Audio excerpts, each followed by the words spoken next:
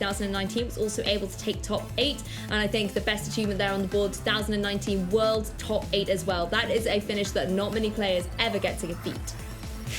Definitely not. A really great accomplishment there from Gabriel, and still so kind of young in his playing days, got a lot of years left in him, and any tournament that he plays in, he always puts in a great deal of work and always has really good finishes as well to kind of put beside his name in these sort of situations. But then on the other side of the field, we have Chuy Breton, we haven't featured yet on the stream. Very excited to feature this player. Obviously got some really nice accolades to his name as well, with that top one being the Mexico Regionals, top 64 finish in 2019, Premier Challenge finalist in 2019 as well, and going back to 2018 where he has the Premier Challenge champion and another finalist position in 2018. So a decent experience as well from Chuy, and he's got that experience from those really high level events to be able to bring into this match. It's going to be a tough one, of course, going up against a Colossal. It is difficult with the Pokemon that you've got on your team, but he does have some nice options as well, Lou. He's got that Rotom Wash that really sticks out to me as being something that you can really utilize against Gabriel. And I think the thing I'm looking forward to is we've looked a lot at the kind of Sun core teams. We've seen a lot of Venusaur and Groudon, but Chuy's decided to bring a different Sunsetter in the form of that Torkoal. And we talked about it a little bit yesterday about how having that Sunsetter is really good synergy between the two Pokemon, and Torkoal does allow you that flexibility to also have a kind of slow mode to your team. But if your opponent isn't running something that particularly favors slow and wants to be making sure that they're also still quite speedy, it can be difficult sometimes for Torkoal to maybe be able to get a move in, and that's where sometimes we see Torkoal being built up really defensively. So I'm going to sort of reserve judgment on how Torkoal's going to do, but I would love to see the synergy coming out between Torkoal and Venusaur in this match, considering we've had kind of a showcase of Groudon so far. It's time to give Torkoal a moment in the spotlight too. Yeah, definitely. And I think when you combine it with the Venusaur as well, it gives you a nice way to put an instant kind of check on that Dragapult Colossal lead, because the threat of Sleep Powder there is a lot for your opponent to kind of deal with, and especially because we've got open team sheets, we can see items on Pokemon, but the Sleep Powder into something like the Colossal straight away, it makes it very difficult for you to kind of keep it on the field and try and utilize it, try and get it set up, so it automatically forces it out and maybe keeps you there for a later game. And then you look at the other Pokemon that kind of surround the Colossal, they're generally going to be weak and not really want to face against something like the G-Max Venusaur. So it's a really good option for Chuy to kind of bring and utilize in this game. And again, he's got options like the Rotom Wash, which you haven't really seen throughout this tournament so far. Another Pokemon that I'm hoping that we do get to see glimpses of in this match.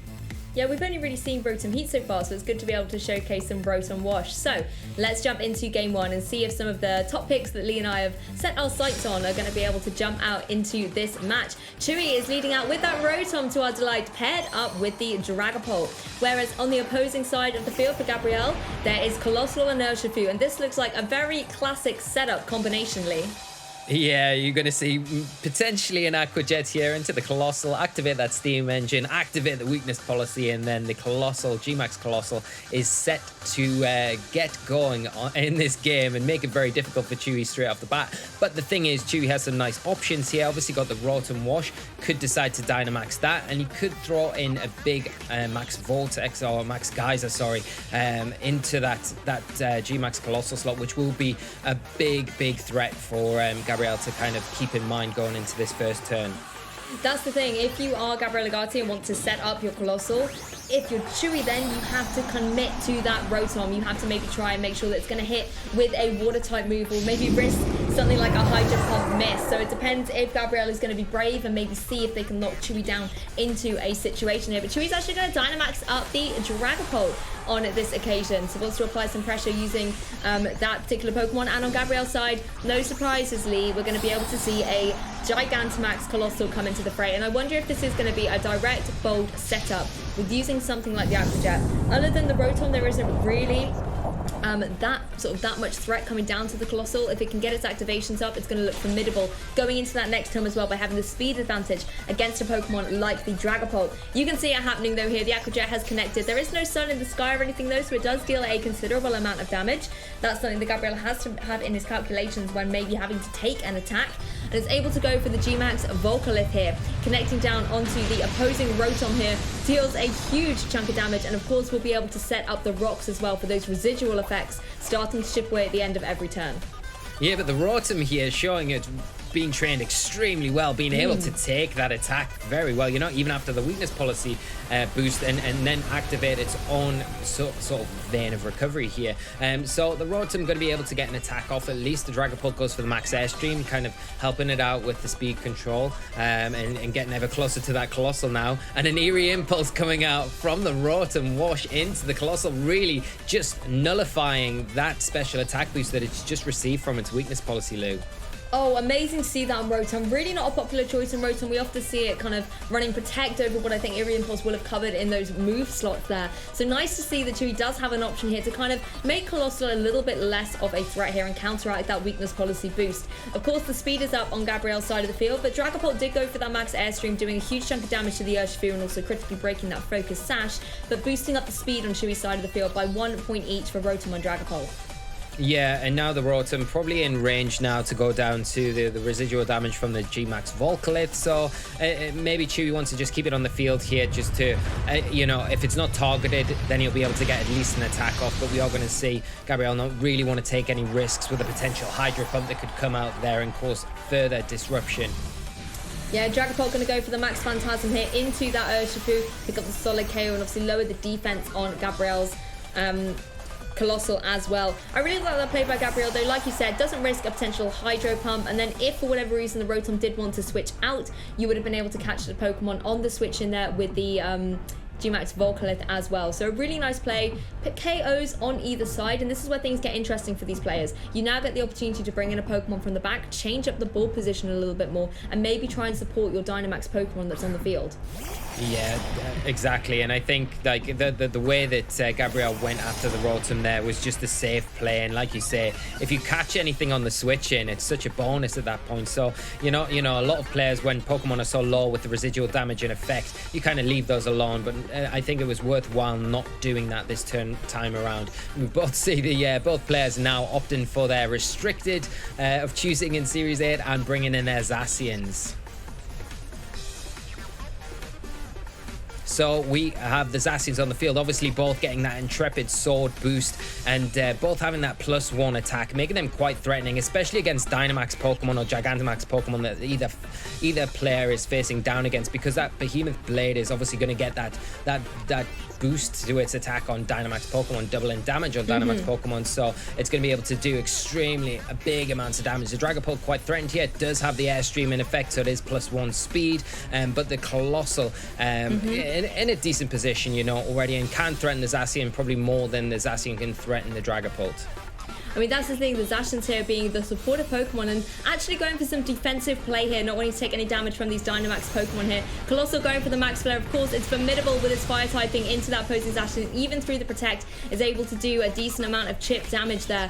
Zacian, because he couldn't fully protect itself, but we're going to see these Pokemon both kind of stepping on the defensive on this turn. It's really going to be all about those Dynamax Pokemon. I love this play here, going for the Max Wormwood. We know that wouldn't be able to connect onto the Zacian due to the typing, but critically it will still lower the attack of that Zacian, being able to counteract the Intrepid Sword boost while also getting a decent chunk of damage onto that opposing Colossal. So really well calculated by Chuy. Chuy, you can see, is really trying to think about what they want to achieve, what kind of steps and measures they want to put down onto Gabriel's team to try and look towards that end game state.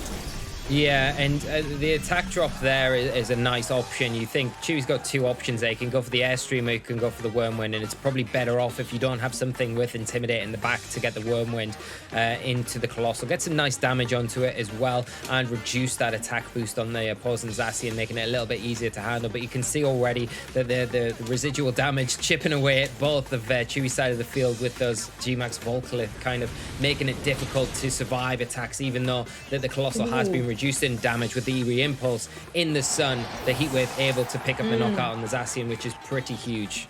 Yeah, exactly. Being able to find its mark and do some devastation due to the sun boost. Drupies, however, want to get in on the action. Takes the Colossal down to 1 HP with the second Drupee able to come in and get the KO. Very helpful Pokemon there for the Dragapult to get the solid KO against the Colossal. Zation is then free to go for the Behemoth Blade. This is going to jump up and connect down onto that opposing Dragapult. And, ooh, looks like it is able to get the KO against it. Yeah, big turn here for Gabriel, being able to remove both of Chuy's Pokemon from the field and leaving with one. And Gabriel's still got the Salamence in the back to come in now, provide some sort of Intimidate support if it wants to, and just another offensive threat on whatever Chuy's got. But if you're going to have one Pokemon left, it would be the Venusaur with the Sun Up. Does come in, it's going to be the fastest thing on the field, Lou, and it's going to be able to provide a lot of pressure to both the Zacian and the Salamence. Probably the Salamence a bit more threatening with the potential flying type attacks here than the Zacian. It's still going to be very difficult for the Venusaur to do it, but if you can manage to get 2 sleep powders onto these targets and then try and get maximum sleep turns, you've got a chance.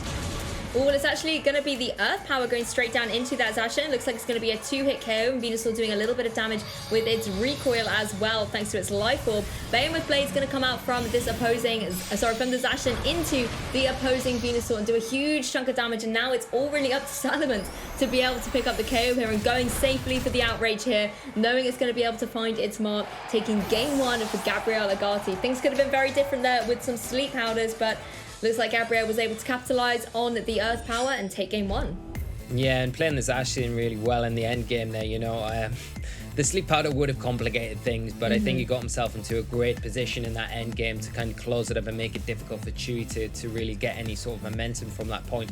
It's all about getting that Colossal set up early game, really, that allowed him that option. The Rotom play with the Eerie Impulse was really nice from Chuy. You think at that point, okay, well, the Gmax Colossal's not as threatening, and it definitely wasn't, but it still showed how really dangerous it can be. For the fact that it stayed on the field for so long after that Eerie Impulse, and the fact that, you know, the residual damage kind of just chipped away enough at both opposing Pokemon that whenever they were out on Chuy's side to really kind of get enough momentum to kind of come back at Gabriella with any sort of kind of fight.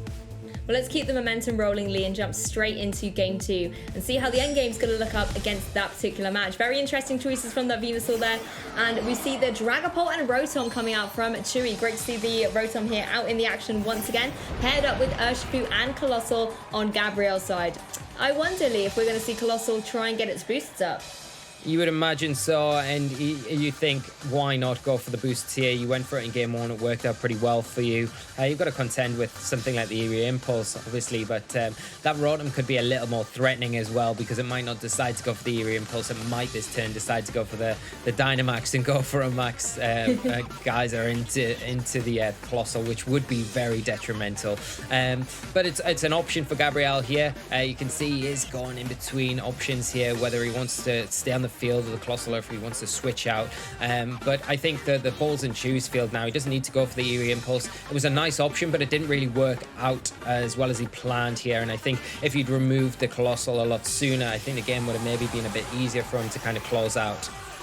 Yeah, maybe needs to shake things up a little bit for that Rotom, maybe make it less of a support Pokemon and go really in on the offensive. And that's exactly what we get to see, Lee. We get to see that Dynamax Rotom here, maybe trading out the support type moves for something like a powerful Max Geyser just to stop the Colossal from getting itself into its stead. Particularly if you know you've got this Urshifu right next to it, it looks like a really easy strategy here to be able to go for that side activation. You want to try and make sure that Colossal isn't going to be able to run through your team throughout the game. It's turn 1, let's step up on the offensive. And you can see from Gabriel's side of things as well, we're going to see that Gigantamax Colossal jump into the fray. Yeah, and as long as it gets the Gmax Volcalith off this turn, then it's kind of...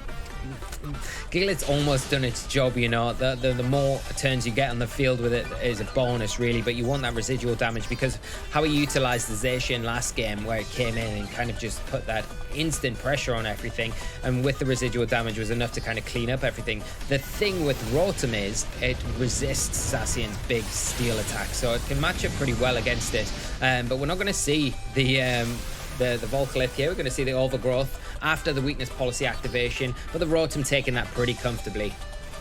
Yeah, it's able to take it, and there was no Max Flare, then there's no Sun in the Sky to negate the water type attacks either that this Rotom can potentially throw out. Dragapult's going to leave us, going to go for a little Phantom Force, and it is indeed going to be the Max Geyser coming out from this Rotom, going straight down into that Colossal, and easily is able to take it down. So that's a sigh of relief there for Chuy. It no longer has to deal with the Colossal, and Gabriel Agati loses his Dynamax Pokemon very early on in this game too. Yeah, and without it really doing very much at all, you know, it's set up the grassy terrain. It's got a bit of damage onto the Rotom, but it's not really been very effective, not like we've known Colossal to be in the past. And that just shows how good an option Rotom Wash is against something like the Gigantamax Colossal here. Chuy making a really great play here, not opting to kind of slow it down or use potentially support tools, just going for that offense, and going on the offensive here has really paid off for him. Zacian now coming onto the field, but the Dragapult has slinked away, Lou. It is using that Phantom Force, so it is going to get a free attack this turn. Has to be wary of the potential Urshifu, getting the attack off after this Surgeon Strike. Not going to be super effective though, but the Zacian, of course, is always a threat whenever it pops up onto the field. Yeah, the Dragapult slinks back into the fray and is able to break the Focus Sash on that opposing Urshifu there. Behemoth Blade is going to come out from the Zacian, however, goes into the Rotom, and although you said Rotom can take this relatively well, you can see it hanging on there, it still does a decent chunk and puts it potentially in range of something from this Urshifu. Of course, Rotom does have its berry though. That's going to let it, using its Wiki Berry, regain some HP and let it be a little bit more comfortable. But Surging Strikes in the rain, always a little bit of a worry, particularly with those guaranteed critical hits, but it actually targets it down into that Dragapult, maybe getting a little bit of revenge for the fact that it did the Phantom Force into it. Yeah, and now the Rotom free to get an attack off, and it'll be interesting to see where Chuy goes. If it's into this Zacian, which you can imagine the max guys are coming out, rain boosted, is it going to be enough? Not against this Zacian. We've already seen before how well trained defensively this Zacian is on Gabriel's side of the field. Does a nice amount of damage and definitely puts it in a closer range to be knocked out from something like another double up from the Rotom and the Dragapult. But the problem is the Dragapult hasn't really got the attacks to go into the Zacian like single target without going for the Phantom Force. Yeah, exactly. And you can see the health kind of chipping away at these Pokemon as well. Urshifu looking relatively healthy, but it does have to worry about potential kind of electric type move coming out from this Rotom as well, being the water type variant of Urshifu. It's not going to appreciate taking those moves at all. Dragapult as well, being the speedy thing that it is, can also slink off the field once again, go for another one of those Phantom Forces. So Urshifu just going straight for a Detective, doesn't want to find itself the target of this Rotom. Dragapult actually going for the Dragon Darts here, so a good protect, not going to be able to find either mark on the opposing side of the field. And Zacian is then free to go for this Behemoth Blade, goes down into the Rotom here.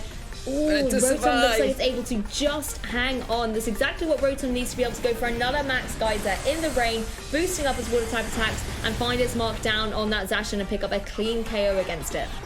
Wow, Rotom Wash has really shown its dominance and usefulness in this match for Chuy. Chuy piloting it really well, knowing comfortably there that it's going to be able to take another Behemoth Blade after that initial one the last turn. And the Dragapult Dragon Darts option there, because of the smart targeting that Dragon Darts has, because of the Fairy typing on Zacian, Dragapult kind of confident knowing that if it targets into either one of those Pokemon, it's going to redirect into the Urshifu, hit it for double damage there and be enough to take it down. So not a threat to worry about for the Rotom, leaving it kind of open to take down that Zacian.